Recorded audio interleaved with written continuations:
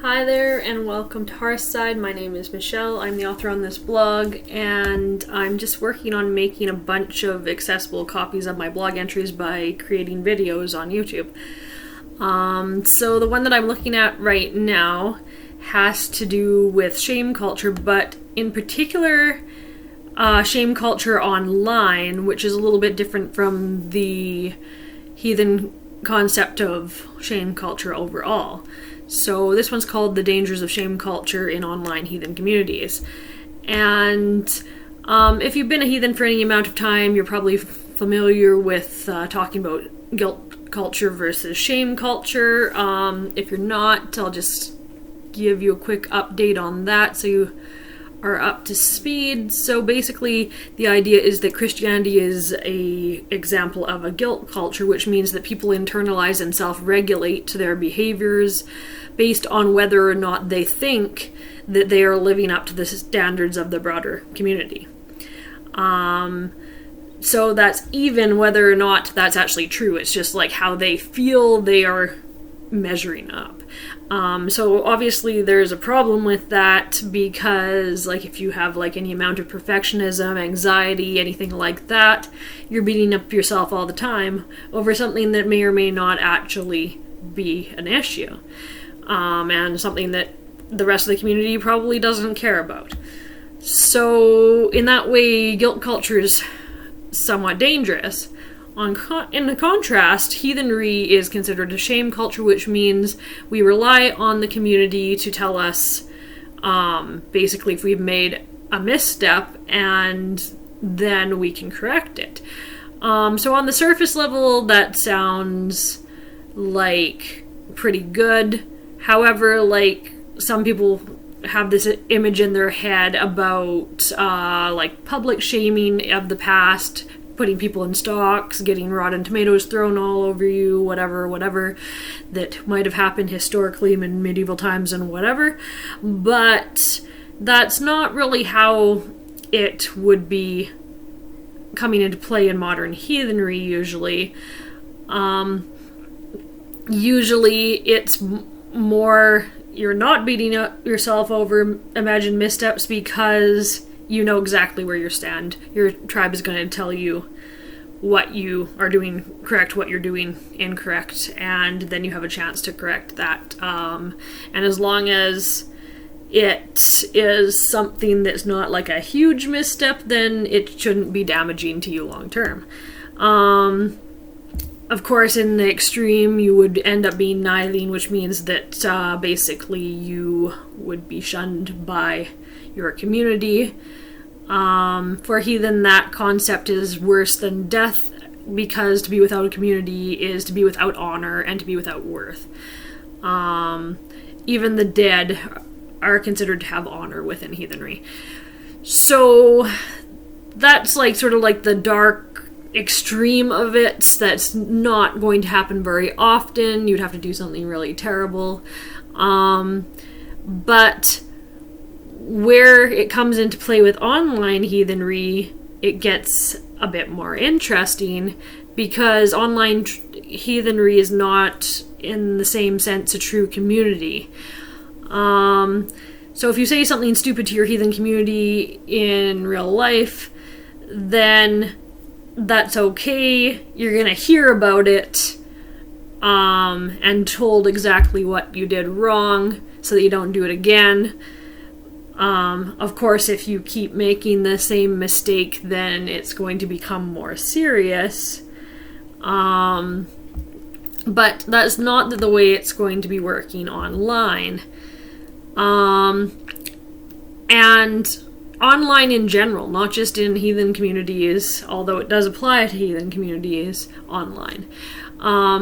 There is this internet shame culture that's emerging, and heathens are not immune to it. But it's a broader trend that's being recognized in a lot of different sources, and it is kind of that same medieval mentality of like the stocks and the rotten tomatoes, like, and it's got this insidious nature to it. So the culture of online shaming because we've got all this fast-paced technology in our modern world, more easy to get publicly shamed and in a moment of anger, whereas in most historical instances you would like have a little bit of time like before whatever you did and then whatever is going to happen as a result of it, whether that's because people need to talk about it, whatever. But in the online world, someone gets mad, they can post something, it can be damaging to you permanently. Whereas historically, it would be handled at the tribal level, usually corrected and eventually forgotten unless it was like super severe. So you can't really correct anything that someone sees as a slight in an online community. And it's a real problem. So heathen communities are also very prone to this. We can see it right down into the gatekeeping of newbies, but it's much broader than that. If you look at some of the larger groups, some of them have like the very true tones to them that are not welcoming to newbies, and anytime anyone asks a question, they pretty much get curb stomped. And it's basically like, also there's this element of the cancel culture groups making fun of the True and white supremacist elements within religion, which is also a problem with this sort of like shaming,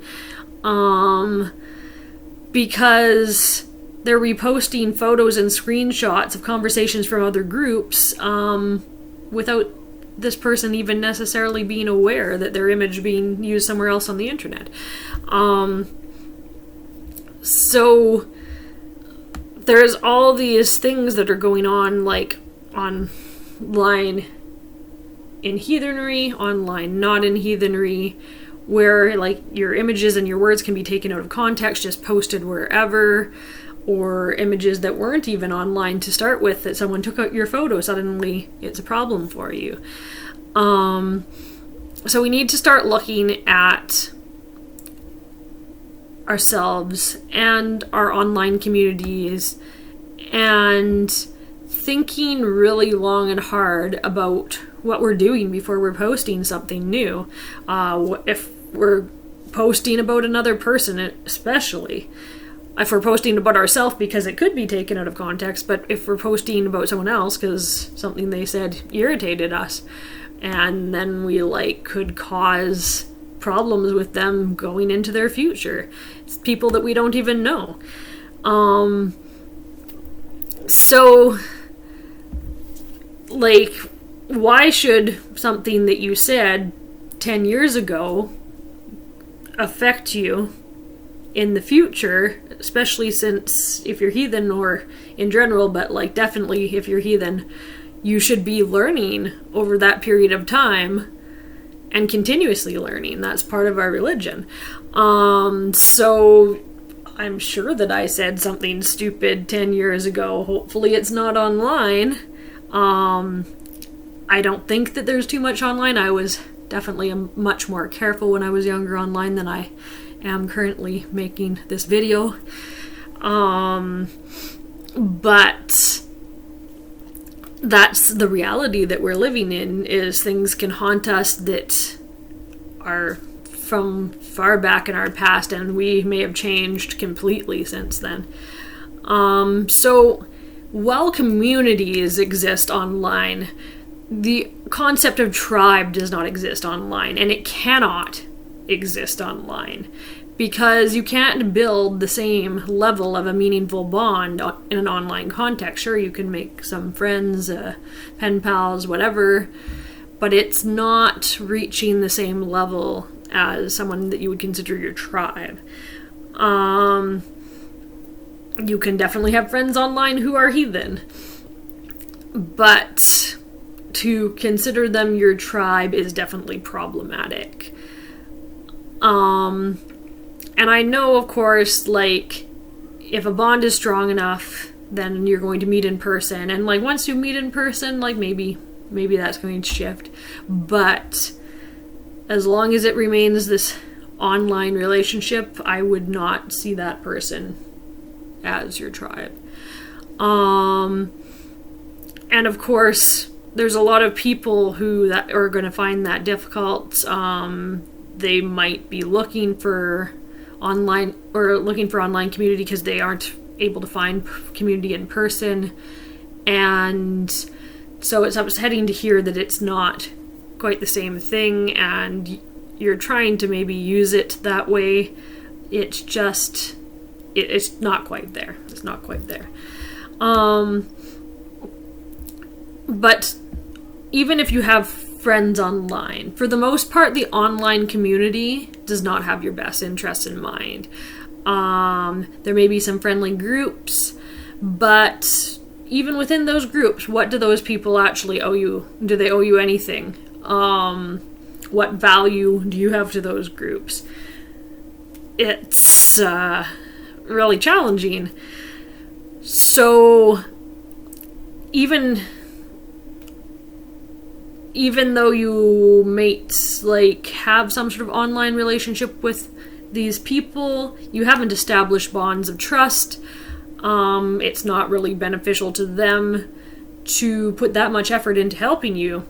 And it's also not beneficial to you to be helping others in that group to the same extent either. So that's not to say you should be a troll, but rather to find that balance within that sort of situation. So there's not really any point in engaging in an online community if you don't have anything valuable to contribute. But people do it all the time. And so if someone's asking a question, for example, even if it's a super simple question and 5 other people have asked it that week, if you're just contributing to troll because you're tired of that question, then you're part of the problem. Instead of saying Google it, instead of being oh, why don't you read a book, just keep scrolling. I know you guys can do it. You're probably scrolling past my comments right now going, oh, yeah, right? But that's the reality. But gatekeeping, like I said, it's only really the threshold level of internet shame culture. It isn't nice. For the most part, it's just a waste of time, yours and theirs and everyone's. But what I'm thinking of is on a little bit higher level here of shaming in internet culture, and just has some more long-term lasting effects for the most part. So for example, I was on a particular social media group, which I will not name. I saw an image of a young woman who was wearing her Mjolnir, and it had been screenshotted from a different group. And the screenshot had her image and her text that said that she just found her pendant again, and that it was important to her culture. So the purpose of reposting this image to this other group was to ridicule this woman without her even knowing, for her strange choice of wording. And while I've personally found the wording a little bit unusual, what was getting the most comments in this other group was not her wording, but instead her image, without her consent or knowledge. And people were referring to her attributes. And that is exactly what I'm talking about this internet shaming that's going on, about the mob mentality that spirals into dangerous territory, bullying, defamation, just because someone thought it was funny to take somebody's words and image out of context. So this is what I'm concerned about in the broader online community, in our heathen online communities, is creating situations that people didn't give you consent to be using their images online. Like, that's definitely wrong. Their images. And not their words either, but definitely not their images. And now they can't get rid of that. It's on that group. Is it on other groups? I don't know. Did it get moved to another platform other than Facebook? It's a dangerous thing. So, a harmless individual becomes the object of ridicule because of something they did or said, causes them to feel alienated, pushes them onto a dangerous path, potentially. A path where they're looking for people who might accept them. And who are those groups that are looking for these people and will say that they'll accept them no matter what? We have to think about that in our religion. The groups that are doing that are like, oh no, it's okay, come over here, they're not the groups that we want these people joining. We're talking about white supremacy. And I'm not going to beat around in the bush. The inclusive heathens are the ones that are doing the ridiculing. So how inclusive are we being? So that's the reason why we shouldn't be making fun of people online, especially people we don't know, but if they know you, then I'm sure you're going to hear about it. If they don't know you, you might not hear about it, but you're being a real jerk. So this is what we have going on, is we are creating situations either that are dangerous for that person. We don't know what they're going through. That person, if they saw that, might try to commit suicide. They might get angry, they might go in on a killing spree. You don't know. You don't know what's going on for them. And if they don't, they're going to be looking for someone to console them. And that's how we get new white supremacists. So we don't have the right to be getting online policing other heathens who aren't our tribe. It doesn't just hurt them, it hurts us too. And we shouldn't be limiting how people express themselves unless it's harmful to themselves or others. So if you see someone saying something racist or sexist, yeah, call them out. But you shouldn't be reposting it elsewhere just to make fun of them, even so. You need to call them out on it directly. Privately is better at first. If that's not working, go to the public method. But like if someone's just posting a picture of themselves, showing off their Mjolnir, even if you don't agree with the exact words that they use, keep scrolling. It's not that difficult. So if we're going to adopt internet shame culture, we're undermining the heathen shame culture that exists in real life and its benefits. So I'm not saying don't ever disagree on the internet. If there's a good reason to be disagreeing with someone on the internet, you can disagree with them. You can disagree with them privately. You can disagree with them publicly if it's going to be beneficial for you to contribute. If you're just saying something to be a troll, keep scrolling. So think before you do anything online, before you post, before you comment. Don't go with your knee-jerk reaction. And I know how difficult that is. I've been there. But take a deep breath. Is it useful? Is it harmful? If what you're going to do is harmful to someone, you need to keep scrolling. And I know that we all enjoy being trolls sometimes. I mean, me. I am a meme lord sometimes.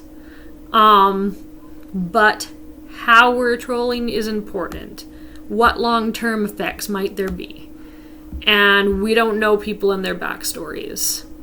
It's not the same as our tribe where we know them. We know what buttons we can push and what buttons we should not be touching, right? So we're making assumptions based on our own experiences that are neither right nor fair. And I know that a few of you are probably like thinking to yourselves that you don't like the content on certain parts of social media, and you're like asking me, why was I on that site if they're doing this, where they're posting things about other people, saying things like that, asking why I might have not unfollowed that. It is a good question. My personal thoughts, someone who's been in Heathenry for a fair amount of time, is that sometimes I read things that I don't agree with, and I need to be able to challenge myself and my mentality to make sure that I'm on the right path. But on top of that, I need to know what other people are saying who don't have the same views as me. Because if I don't see where people are coming from, then I'm just isolating myself over here in this bubble, which is not a real way of dealing with things. It makes us feel safe, but it's not solving the broader issues that are going on out there. We have to be aware of what's going on around us, and like when you're new to Heathenry, like, okay, maybe stay with the safe stuff, read the lore, read some beginner books, whatever. Go with the safe stuff that people have recommended online if you can distinguish what that is. But at some point, you have to be aware of our shared history and that we still have issues existing in Heathenry even today, and we can't just bury our heads in the sand about them. So I could call out those people who are making bad comments on that post. I could name them too. But again, that's exactly what they're already doing. So I'm not going to perpetuate that problem. What I'm going to do is move it to this platform and speak out against the practice in general. If you want to discuss this with me, you can comment on YouTube. I check it semi-frequently. More likely that I'll see it if it's on my Instagram, probably would be the best platform. I have Facebook too for my blog, but again, I don't check it as frequently. But yeah, comments on my Instagram I pretty much see same day, so if you want to add anything there, also if you look through my blog, I'm sure that my email address is there for my blog, but again, I don't check it super often. But yeah, I'm happy to engage with you about this conversation. If you think that there's more that you could add, if you have a disagreement that is founded in something, yeah, shoot it my way. And yeah, just something that we need to think about strongly, all of us. I hope you enjoyed this episode. I hope it got you thinking, and I will see you next time.